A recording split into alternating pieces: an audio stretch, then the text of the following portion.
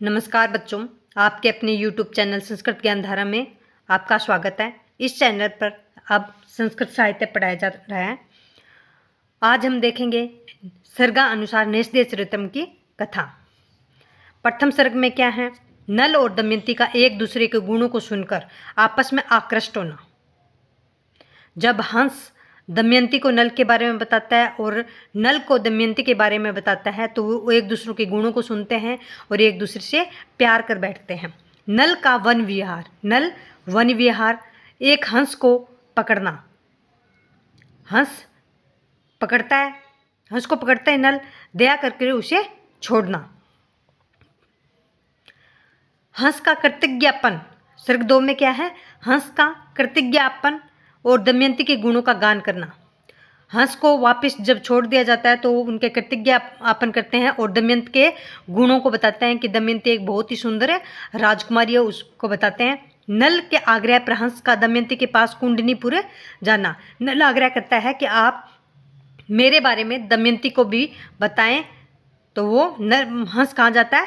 कुंडनपुरी जाता है दमयंती के पास नल के बारे में बताने के लिए। तीसरे सर्ग में हंस का दमयंती के सामने नल गान।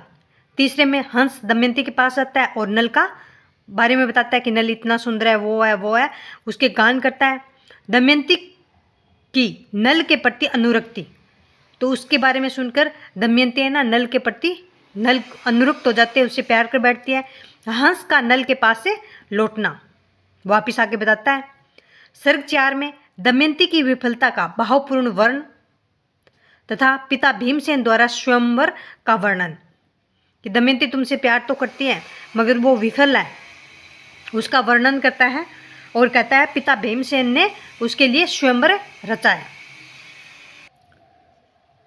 सर्ग 5 इंद्र, अग्नि, यम और वरुण का नल के दूत बनाकर दमयंती के पास से भेजना। 6 में अदृश्य नल का दमयंती के यहाँ पहुंचना और सौंदर्य देखना। अदृश्य नल दमयंती के पास पहुंचता है और उसके रूप सौंदर्य को देखता है।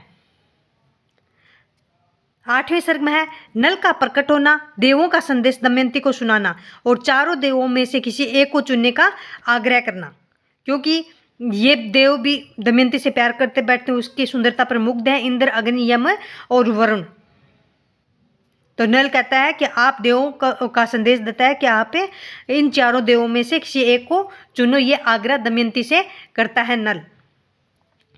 9वें सर्ग में नल दमयंती का वार्तालाप, दमयंती का देवों में से किसी एक को न वर्णन करने का निश्चय करना। दमयंती कहती है मैं तो सिर्फ नल का वर्णन करूंगी, किसी भी देव का नहीं करूंगी, और नल को विवाहार्थ राजी करना, विवाह के लिए राजी करना कि मैं तुमसे ही प्यार करती हूँ, तेरे से ही शादी करूंगी।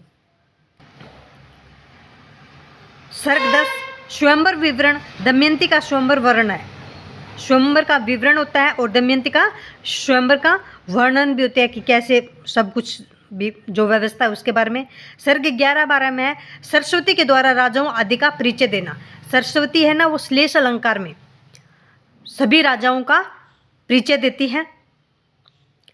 और 4 देवता और नल, इनको क्या कहता है? पंचनली। सारे एक नल के रूप में ही हैं, चारों देवता और नल खुद नल के रूप में, तो इसे कहते हैं पंचनली का सरस्वती द्वारा श्लेष युक्त वर्णन किया जाता है। सर्ग 14 देवों की स्वीकृति से दमयंती का नल को वर्णन करना। देवों की स्वीकृति से नल दमयंती किसका वर्णन करती है? नल का वर्णन कर लेती है, विवाह कर लेती है और देवों को आशीर्वाद देते हैं, देवों का आशीर्वाद देना। सर्ग 15 में विवाह की तैयारी, फिर वर्ण करने के बाद में सर्ग 15 में विवाह की तैयारी हो जाती है नल और दमयंती की। 16 में विवाह संस्कार और आदि ज्योनोर। ज्योनोर क्या होता है? विवाह में जो भोजन होता है, विशेष विवाहिक भोजन को ज्योनार कहते हैं। आदि का वर्णन, 6 दिन रुककर नल अपनी राजधानी पहुंचता है। 6 दिन रुककर नल कहाँ पहुंचता है? अपनी राजधानी पहुंचना। 17वें में है देवों को लौटते समय कली मिलना। जब देव लौट रहे हैं तो वहाँ रास्ते में कौन मिलता है? कली नामक राक्षस मिलता है। कली के मुंह से चवार्क सिद्धांत का खंडन। कली के मुंह से क्या होता है? चवार्क सिद्धांत का विस्तृत वर्णन करता है। चवार्क सिद्धांत कली और देवों द्वारा चवार्क सिद्धांत का खंडन किया जाता है। क्रुद्ध कली का नल को राज्यच्युत तथा दमयंती को विमुक्त करने का शाप देना। तो इससे कली है ना वो क्रुद्ध हो जाता है, वो कहता है नल को राजा से निकाल दिया जाएगा और दमयंती विमुक्त हो जाएगी। ये शाप कली देता है। 18वें सर्ग में नल दमयंती का प्रथम मिलन तथा कामकेड़ा का वर्णन होता है 18वें सर्ग में।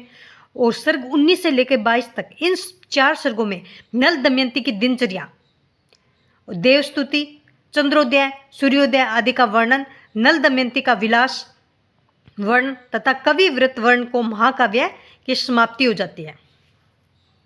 सर्ग के अनुसार अपने कथा को देखा। अब शॉर्ट्स रूप में देखते हैं कि नेस्त्य चरित्र में क्या कथा है। नेस्त्य चरितम के प्रारंभ में राजा नल का विस्तृत वर्णन होता है। प्रारंभ में क्या होता है? राजा नल का विस्तृत वर्णन है। इसी प्रसंग में नल का मृग्य विहार, माले हिरणों के विहार, और हंस का पकड़ना और छोड़ना। हंस को पकड़ते हैं, फिर वो जब अनुन्य विनय करता है तो उसको छोड़ देते हैं। नल हंस को दमयंती के पास प्रेषित करते हैं।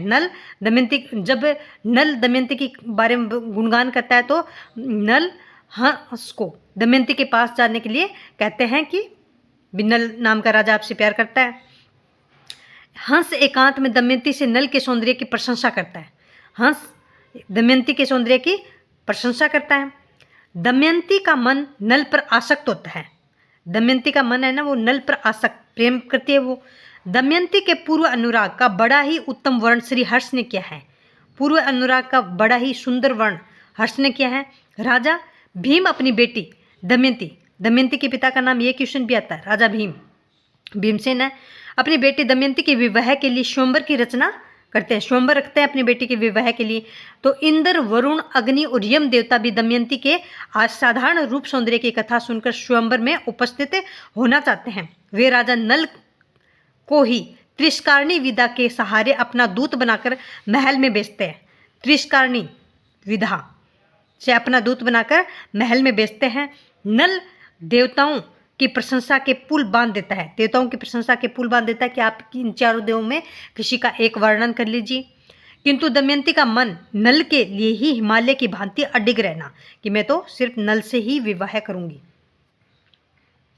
स्वयंवर की रचना होती है। चारों देवताओं नल का ही रूप धारण कर स्वयंवर सभा में उपस्थित होते हैं।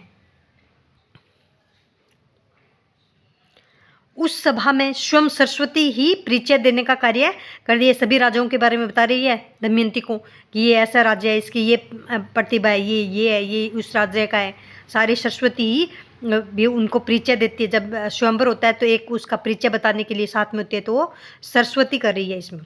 नल का ही आकृति वाले 5 व्यक्तियों को एक साथ देखकर दमयंती घबरा जाती है। नल के रूप में 5 एक जैसे व्यक्तियों को देखकर दमयंती घबरा जाती है। उनकी पति विषयक एक निष्ठा को देखकर देवता प्रसन्न हो जाते हैं। तो 5 को एक साथ देखती है तो सरस्वती उन्हें श्लेष युक्त अलंकार में बताती है, तो उसका वर्ण, तो वो जब पति विषयक एक निष्ठा कि वो एक नल को ही चाहती है को देखकर प्रसन्न हो जाते हैं। वो नल के गले में माला डालती है, इससे प्रसन्न हो जाते हैं देवता और अपना अपना चिन्हों को प्रकट करते हैं, अपने रूप में आ जाते हैं। फिर फलत दमयंती फिर वो चिन्ह अपने दिखाते हैं। फलत दमयंती नल को सरलता से पहचान लेती हैं। जब वो अपने चिन्ह प्रकट करते हैं कि ये वो देव है, ये वो देव है, तो नल को सरलता से दमयंती पहचान लेती है। फिर उसके गले में माला डाल देती है। तब कली के साथ घनघोर वाग युद्ध छिड़ जाता है। तब कली चावार्क सिद्धांत देता है, तो देवताएं उस चावार्क सिद्धांत का खंडन कर देते हैं, तो वाग युद्ध छिड़ जाता है और देवमंडली कली को पराजित कर नास्तिकवाद का मुंह तोड़ उतर देती है। देवमंडली कली के पराजित कर उसे नास्तिकवाद, चावार्क सिद्धांत नास्तिकवाद है ना, उसका मोह तोड़ उतर देती है। नल दमयंती की प्रथम मिलन यामिनी का रुचिकर वर्णन प्रस्तुत कर ग्रंथ की समाप्ति होती है। यहाँ पर नेस्त्य चरितम समाप्त हो जाता है। आई होप आपको ये वीडियो अच्छा लगा हो। जय हिंद, जय भारत।